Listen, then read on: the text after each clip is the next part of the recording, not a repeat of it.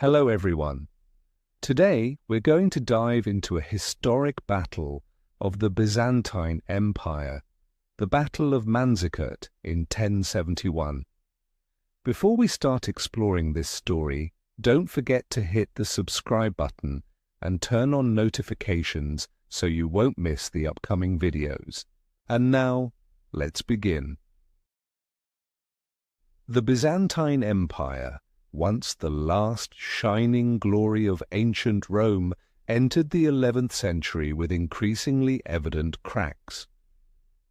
After the death of Emperor Basil II, the iron-willed ruler, the court fell into a whirlpool of power struggles.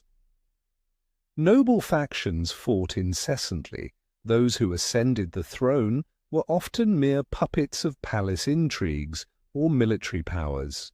Meanwhile, the army, once the pride of the empire, gradually weakened. The regular troops were downsized, and border regions had to defend themselves with poorly trained militias. The enemy from the east, the Seljuk Turks, did not hesitate to seize this opportunity. It was in this context that a man emerged, Romanos IV Diogenes. A military nobleman, he was not an heir to the throne, but ascended through marriage to the widowed Empress Eudokia Makrembolitissa. Romanos was ambitious. He sought to restore the army, revive the empire, and halt the Turkish encroachments. With this spirit, he began preparing for one of the greatest campaigns in Byzantine post-classical history. On the other side of the conflict, a new empire was rising, the Seljuk Turks, descendants of Central Asian nomadic tribes who followed.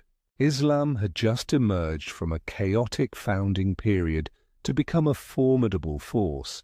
They were not only skilled warriors, but also had a strong sultan, Alp Arslan, the majestic lion of the Islamic world. Alp Arslan was adept with both sword and diplomacy. After consolidating power in Iran and Central Asia, he turned westward, toward the weakening Byzantines.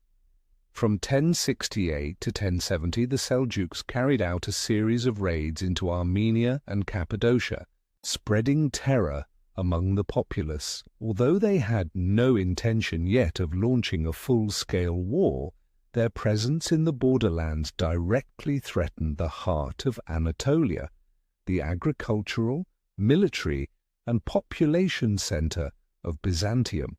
Romanos knew that without decisive action, Anatolia would soon fall into enemy hands.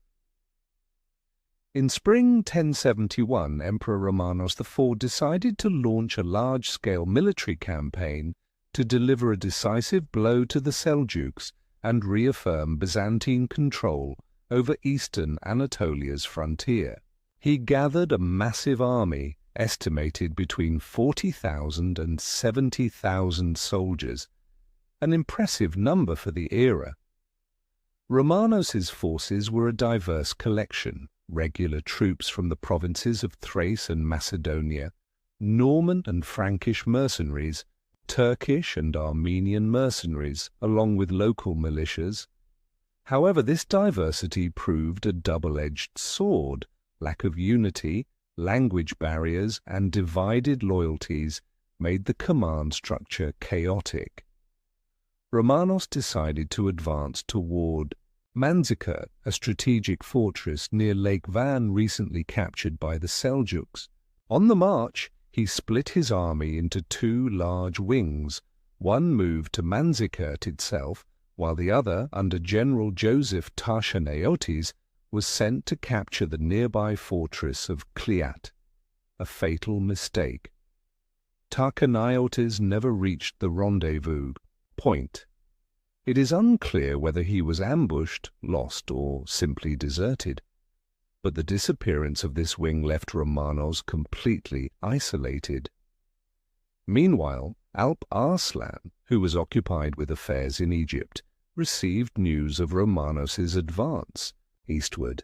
He immediately led an elite force of about 20,000 light cavalry, an extremely mobile and skilled force, crossing the desert and racing toward Manzikert with astonishing speed. The confrontation between the two armies was no longer just a matter of strategy.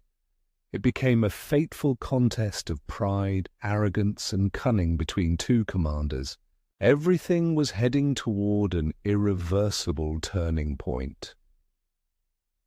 On August 26, 1071, on the vast plains near Manzikert, the two armies faced each other. Romanos ordered an attack that very afternoon, despite the open terrain being unfavorable for the heavy Byzantine infantry. Meanwhile, Alp Arslan proactively deployed his signature Turkish tactics: feigned retreat, encirclement, and attrition. The Seljuks rode swift warhorses, wielding their bows with remarkable agility.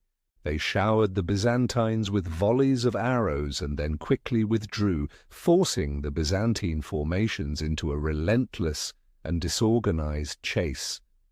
Throughout that day, Romanos struggled to maintain order, but the mixed forces, language, differences, and lack of cohesion began to crumble. As evening approached, Romanos ordered a retreat back to camp, a disastrous decision. The Seljuks immediately launched a full-scale ambush. Byzantine units were cut off and destroyed in detail. Commanders panicked, soldiers fled. Worse still, part of the reserve force under General Andronikos Doukas, a political enemy of Romanos, betrayed him by abandoning the battlefield, causing the main army to collapse completely. Romanos was wounded, captured, and brought before Alp Arslan, but instead of execution he was treated quite humanely. Alp Arslan had no desire to conquer all of Byzantium. He only wanted to consolidate his control over eastern Anatolia and establish a safe buffer zone. The two sides reached a short-term agreement. Romanos agreed to pay ransom, cede several border fortresses, and guarantee no further attacks on the Seljuks.